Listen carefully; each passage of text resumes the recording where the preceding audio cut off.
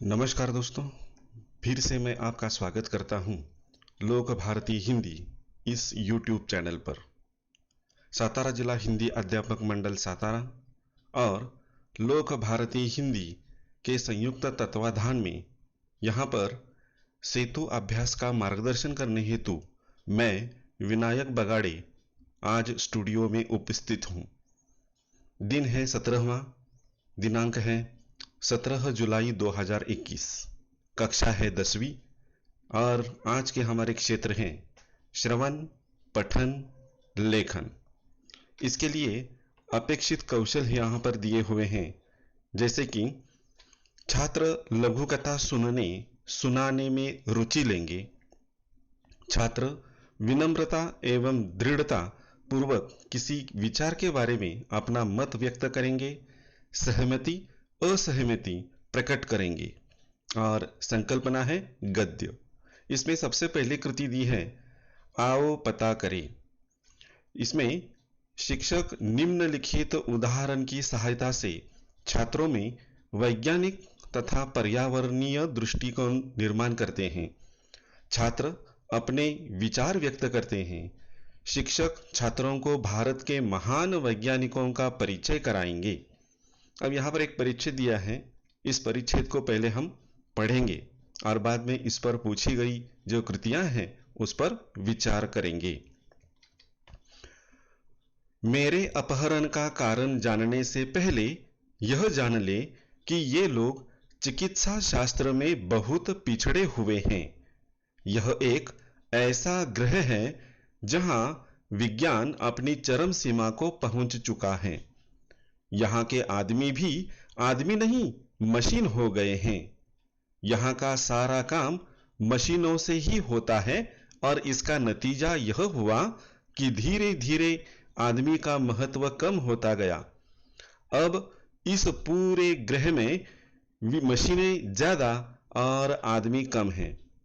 जो लोग हैं मशीनों के गुलाम हैं। दूसरी ओर यहाँ के लोगों को एक विचित्र तरह का सड़न का रोग होने लगा है। शरीर का कोई अंग अचानक सड़ना शुरू हो जाता है और फिर वह आदमी मर जाता है। इस रोग का इलाज इन्हें अब तक नहीं मालूम हो सका है, लेकिन इस रोग का कारण वे मशीनें ही हैं जो इन्हें नाकारा बनाए हुए हैं। यहाँ के वैज्ञानिकों ने मेरे बारे में सुना। इन्होंने सोचा कि क्यों न मुझे यहां बुलाया जाए। कोई ऐसी तरकीब सोची जाए कि सड़ा हुआ अंग काटकर उसके स्थान पर दूसरा अंग लगा दिया जाए। बस इसी कारण मेरा अपहरण हुआ है।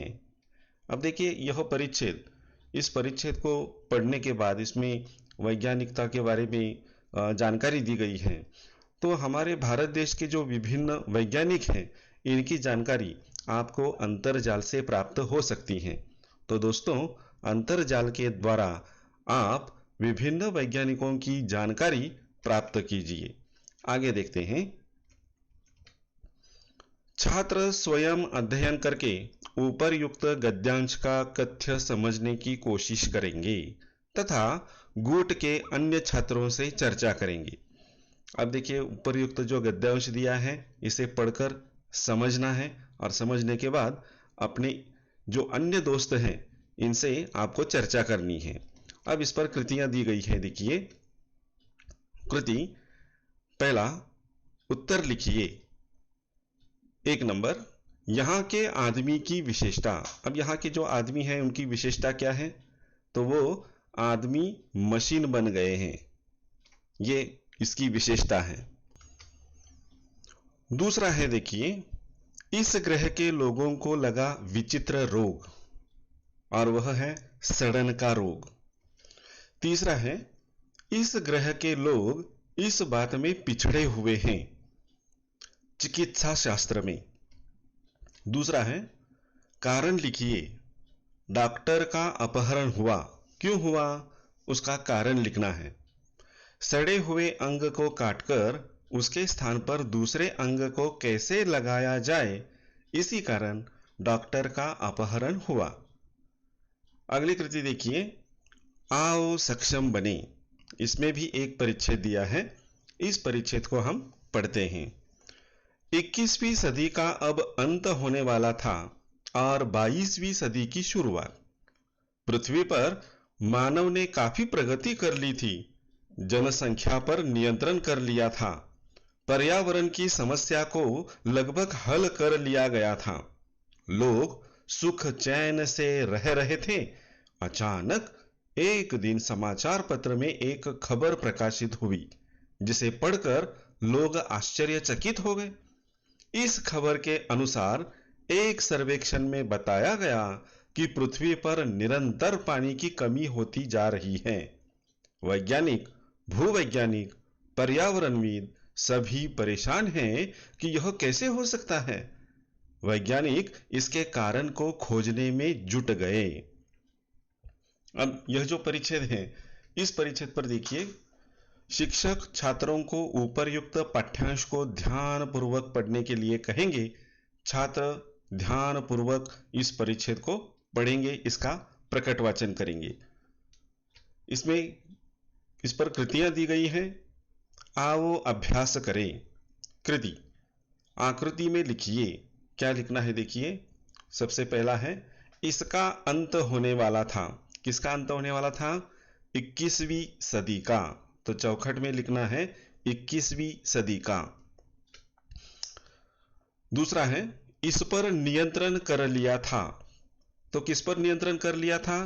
जनसंख्या। तो चौखट में लिखना है जनसंख्या।